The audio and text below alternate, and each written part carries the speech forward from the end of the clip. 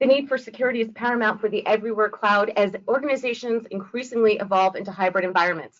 My name is Jill Malandrino, correspondent for Tag Cyber, and joining me to discuss providing security and compliance solutions is Brian Dye of Corelight. He's the CEO, a company that offers a suite of network security solutions. Brian, it's great to have you with us. Welcome to Tag. Tell us more about Corelight. Thanks, Jill, and happy to. We're in the network detection response category overall, and there's really three things you need to know about the company. First, what do we do for customers? We really help them expand visibility, getting to ground truth, improve their detection coverage, and really accelerate the whole incident response process, regardless of whether that orients from the network or not. Second, very unusually, we're actually an open core company, so we come from and are the custodians of some really key and well-loved open source projects. And third, a lot of how customers roll us out is not actually with new spend, but by consolidating and consulting tools and upgrading kind of legacy network security solutions, which I'm sure we'll dive into more. You mentioned an open source community. What community is that and why does it matter? Yeah, we're really the custodians of the Zeek project, formerly known as Bro for some folks from years ago, and we're also deeply involved and help support the Suricata project. And both of those are often used by incredibly high-end organizations, the ones that are so well staffed and so well funded that they can actually self-engineer their own technology tooling. And it's a great group to learn from because you're getting the design patterns and the practices of these truly elite defenders that are not just in organizations, but also where those projects are very commonly used by the incident response consultants. So the key people you would want to call to get out of trouble or when something goes really wrong, they're super familiar with this. And so what it really means for our customers and for the community is that these projects have really evolved over the past 20 years on two levels. One, the data has continued to evolve by security professionals for security professionals. And second, the detections and detection technologies have done the same. So it's really a chance to kind of learn from and adopt the design patterns of these elite organizations. Brian, what is the role of the network in the everywhere cloud, including the concept of zero trust? Yeah, it's a great question, Jill. We often find that the network and network detection response in particular is often the logical next step after EDR because the network and the endpoint are always been complementary cousins, right? They kind of both fulfill different roles during the incident response process. And really where NDR fits in for the everywhere cloud is a couple of key things to expand on what we talked about earlier. First one is increasing visibility. Just getting ground truth of what's happening, especially in widely distributed, almost perimeter-free organizations. What do I have? Where is it? How do I get my arms around it? Second, really expanding detection coverage, both known attacks like MITRE TTPs and unknown attacks. And I'm sure we'll talk more about living off the land and some of these breaches of red team tools and some of these more advanced attack techniques. And then third, accelerating the incident response process, because if you think about the yin and the yang of the endpoint and the network, the endpoint gives depth, the network gives breadth. So the network is really essential for not just finding alerts, but actually finding the full scope of attacks, verifying containment, verifying remediation. So it really is about really accelerating that overall kind of incident response process. And to your specific question around zero trust, it's a great example because zero trust enclaves in fact act like tiny data centers. And so you really need to think about them from an NDR perspective as step one, what do I have? Am I actually setting up the right architecture around the zero trust enclave? Second, how do I actually monitor what's coming in and out of that zero trust enclave to make sure there isn't a breach that's happening there? And third, when there are investigations, do I have that ground truth to drive the rest of the investigation? So the analogy really holds on both levels. What are the challenges associated with integrating newer solutions into legacy infrastructure? When you think about legacy infrastructure, and I assume by that you mean not in the cloud world, but in physical data centers, remote offices, et cetera, a lot of it actually for us is less about challenge and more about opportunity because we're coming in and often consolidating legacy tools, right? There's a standalone PCAP deployment or standalone IDS deployment. So in many cases, from a network perspective, the TAP, SPAN, or packet broker architecture is already in place in those legacy infrastructures. So we're able to come in and say, you used to have 2 or 3 tools there, let's replace that with one. It really is a very simplifying process as opposed to something that carries a lot of overhead with it. What solutions does Corelight provide to reduce network security risks? For us, we've really thought about, we have this wonderful asset, this network-centric data and detections that are super broadly useful to a wide range of companies. But what varies is what type of analytics architecture different customers actually use. So we provide 3 different solutions that match different types of analytics architectures. Commonly in the very high end, we see folks doing a data lake architecture. They want to put all their data in one place. They want to drive their own detection engineering, their own kind of workflow automation. And for those, we have a sensor portfolio that generates data, detections, all the rich evidence and analytics for that data lake architecture. Second, we see a bunch of folks that are going after, they need the network-centric data and analytics, but they need some help with alert aggregations, tuning, and triage because they want to generally do their incident response and their threat hunting within a SIEM or an XDR platform. So we actually have not just the sensor, but actually an analytics offering that goes on top of the sensor to help support that type of deployment model. And then third, you find folks that are doing a full stack NDR.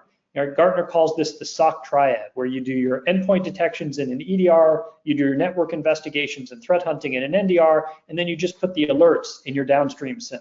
So we have a full stack NDR that we call Investigator that helps with that type of deployment model. But it really varies on what the customer's own defensive architecture is.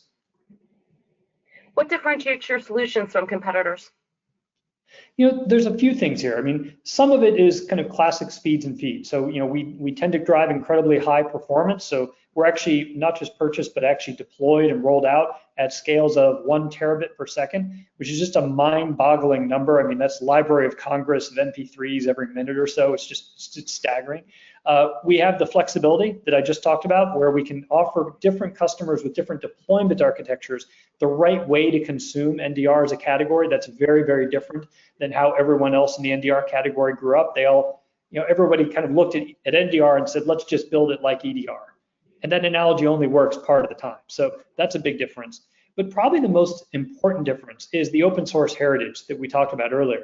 Because we came from these open source communities and we've been able to learn from these elite defenders, you get kind of 2 key benefits from that. First is we've got the best data, right? The data that defenders need to investigate some of these advanced attacks looks radically different than it did 10 years ago. And that's because we're all learning together as an industry.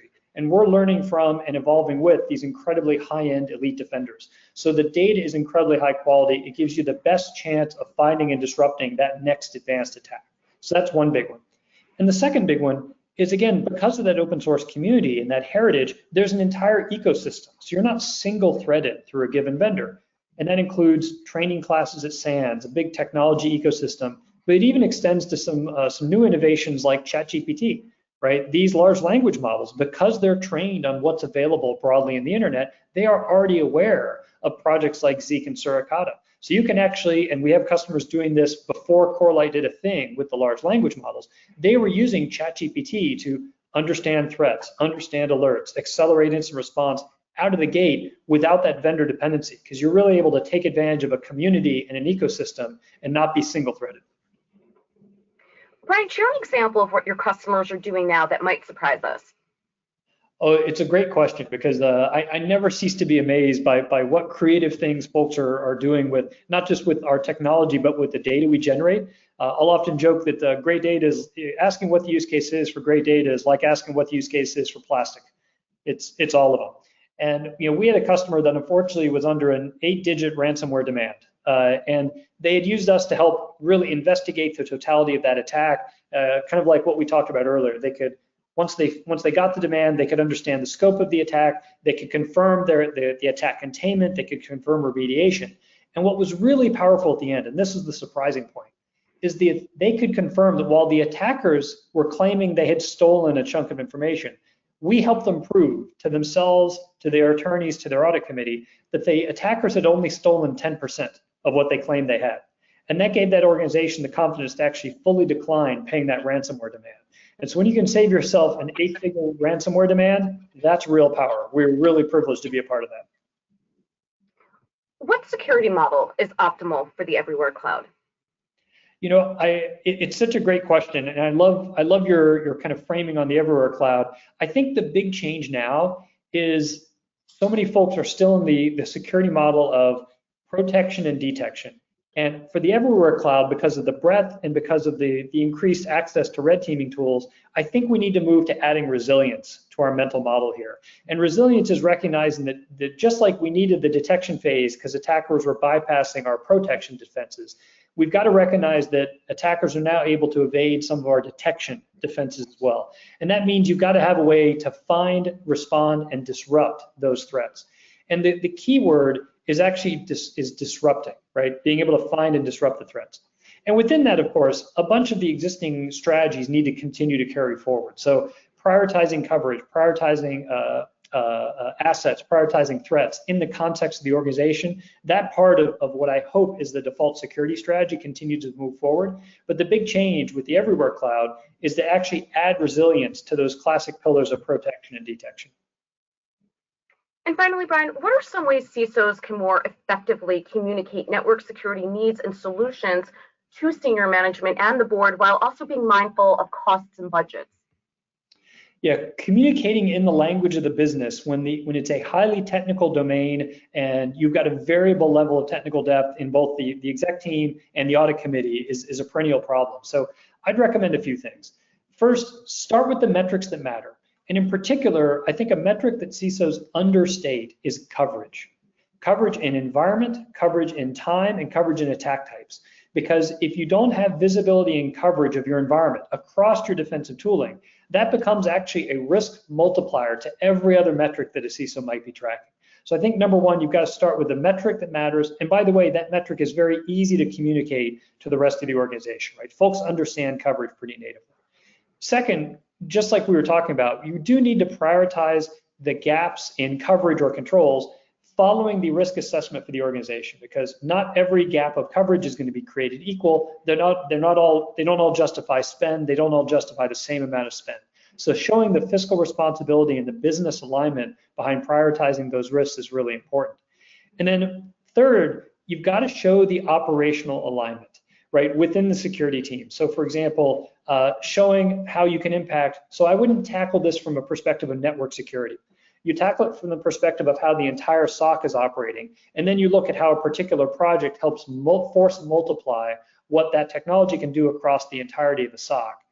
And then last is you have to show the financials, and this is part of being at the executive table and engaging with the board. So whenever you have a chance, you should always be showing, I'm bringing in one tool to take out 2, 3, or 4 tools. And the last thing I would say is you've got to do all 4 of those. Customized to the language of that business. And this is one that is, I think, the hardest because it's the art, not the science of being a CISO. And for example, one CISO of a manufacturing organization that we talked to, he framed all of his security discussions in defects per million because that was the language that the rest of the executive team as a manufacturing organization understood, and quality was the lens that they could interpret cyber risk. So he really translated, it wasn't he in this case, translated cyber risk into quality and then vulnerabilities into defects per million. And that got him to a language that the rest of the executive team could understand. All right, Brian, we appreciate the insight. Thanks for joining us on Tag Cyber. I'm Jill Malandrino, correspondent with Tag Cyber.